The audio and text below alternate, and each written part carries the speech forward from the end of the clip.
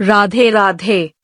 आप सभी लोग कैसे हैं? उम्मीद है भगवान शिव जी और माँ पार्वती की कृपा से अच्छे ही होंगे। आप सभी का मेरे ध्यान मुक्ति चैनल में हार्दिक स्वागत है। आइए जानते हैं प्रदोष व्रत की सही तिथि और सही दिन।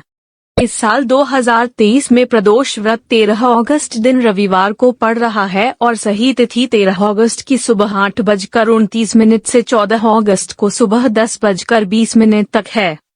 ये व्रत रविवार को पड़ता है तो इसे रवि प्रदोष व्रत कहा जाता है। रवि प्रदोष व्रत करने से भगवान शिव और भगवान सूर्य की कृपा सदैव बनी रहती है। आइए प्रदोष व्रत की कथा सुनते हैं।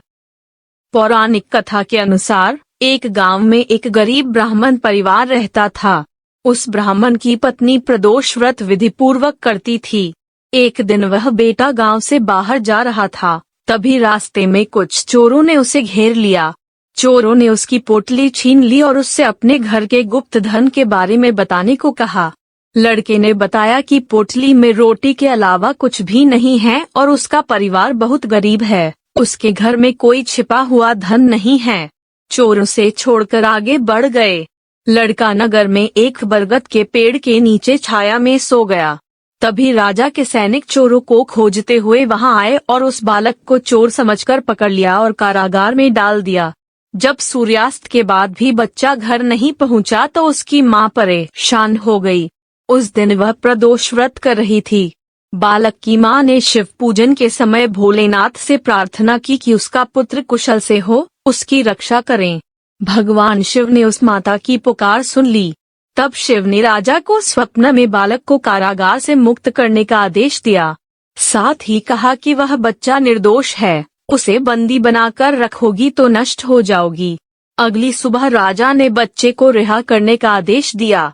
लड़के ने दरबार में आकर राजा को सारी घटना बताई। इस पर राजा ने उसके माता पिता को दरबार में बुलाया। ब्राह्मण परिवार दरबार में बुलाए जाने से डरता था। किसी तरह वे राजा के दरबार में गए। राजा ने कहा, आपका पुत्र निर्दोष है, उसे मुक्त कर दिया गया है। राजा ने ब्राह्मण परिवार की आजीविका के लिए 5 गांव दान में दिए। भगवान शिव की कृपा से वह ब्राह्मण परिवार सुखी जीवन व्यतीत करने लगा। इस प्रकार प्रदोष व्रत की महिमा का वर्णन किया गया है।